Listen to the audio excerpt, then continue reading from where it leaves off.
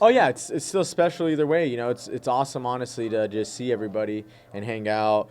Sitting with all my old teammates. But old teammates are still friends. Like I'm part of that. Forever. So it's actually cool. It's like that's what adults do, right? You go and then you have friends all the time, and then you go do something else, and you kind of see them. You just don't see them every day. So it's cool, and obviously makes it extra special. Being Faber's last fight, so that's huge. I mean, the things that guy has done, for me, the journey I've been on with him, and he's been a huge part of it. So to be here for his last dance, that's crazy at a new arena. I remember coming to Sacramento, even when I just got to the airport, I was like, this is where it all happened for me. When I moved from New Mexico, I drove here, 20 something hours from New Mexico in my '86 Lincoln Continental, and just chasing a dream. And he's a huge part of it. This whole city was. So it's cool to be here. And now it's just a whole new era of it. Me and Faber were really the first ones there. Now it's his last fight, and now you got Page, main eventing, 3 other guys on the card that weren't even thoughts when Faber started, and I jumped up and followed him as really the second guy in that gym to do it. So it's pretty cool. And now there's a whole new arena, and it's just cool to be back. Did you ever see yourself going back? And have the night off. Yeah. Could you ever see yourself going back, or is that ship sailed? No. Yeah, not. I mean, I don't see it. I mean, I have 100%. Belief in what I'm doing and kind of the different chapter I'm on in my career now. And it's I don't miss that part of it. I miss the part of it seeing your buds and stuff every day. But the professional part of it, I guess, the that part of it, I'm good. That's why I moved on and made a decision. But yeah, I mean, I could always go back for a little bit, but I feel 100% good with the decisions I make. It's just like I said, you don't miss that the work part of it, but you miss guys you saw every day. So. Yeah. Do you feel in some way that Urijah is partially responsible for bringing a lot of the lighter weight classes into the UFC?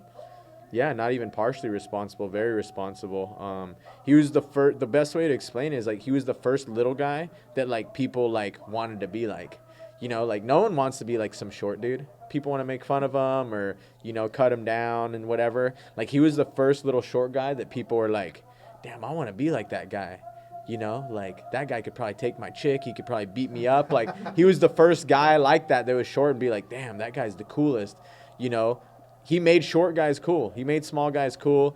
And just, the shows and everything he put on, he made the short guys, the little guys marketable, and brought, where obviously there was always the skill there. He made it he made it known, there was skill there because everyone wanted to tune in and see the California kids. So, yeah, it's huge. I mean, he's 100%, I feel, responsible for the movement of that. He led the charge, but for all of you guys, it was so important to pump up Sacramento. Can you just talk about putting this city on the map and what he did and what you guys all did? Yeah, it was huge. He obviously started that, and we all just kind of, fell in line and continued to do it.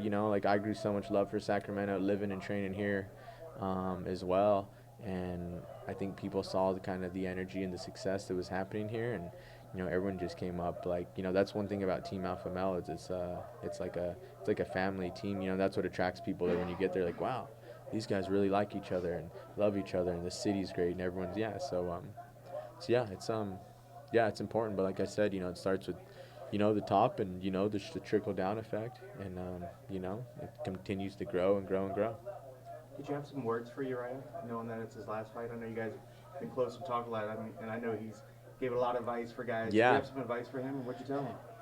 Oh, not really advice, as much as it's weird. I'm not really like that anyway, though. Even if someone was anybody, even on the Ultimate Fighter, that was my hard thing is even if you have a good life or you do good at something, I don't feel comfortable giving people advice because everyone just does their own thing the right way. I don't feel, so it's more just hey, dude, I love you.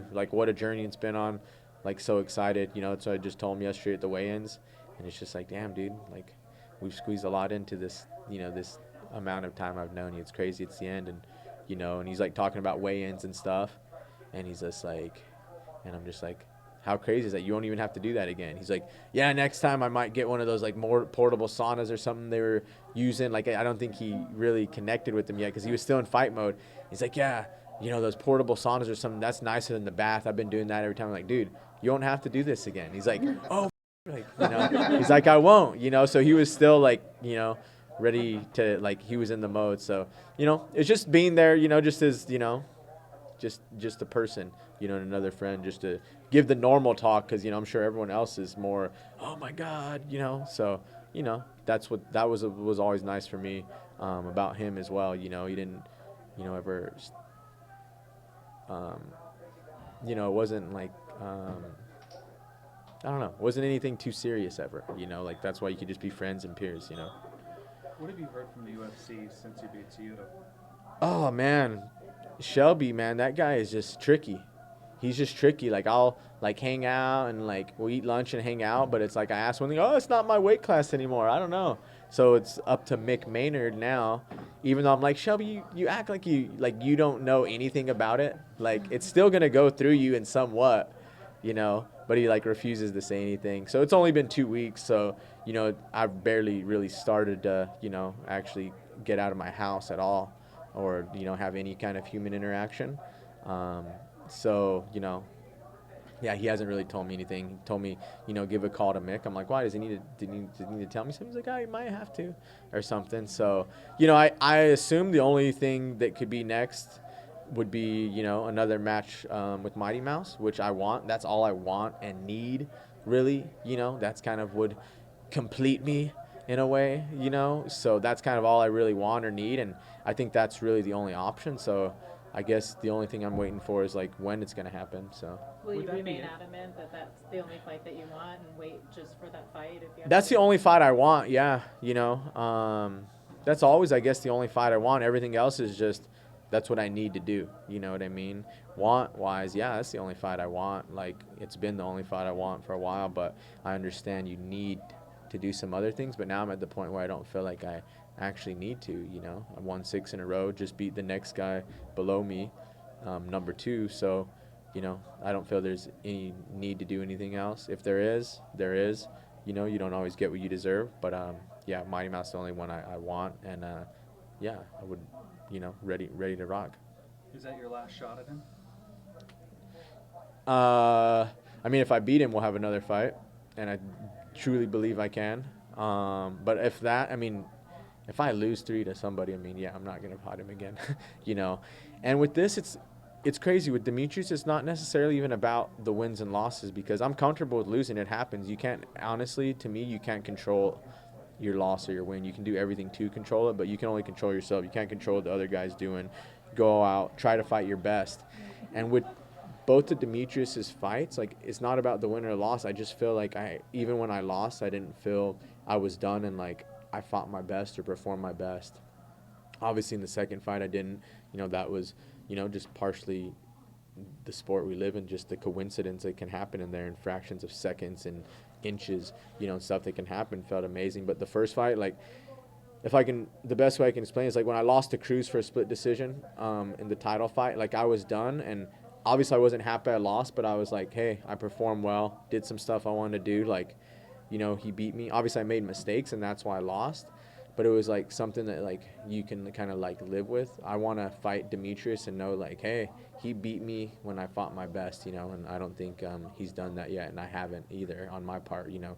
So yeah, that's really what it's about, you know, because you can't control the win or the loss.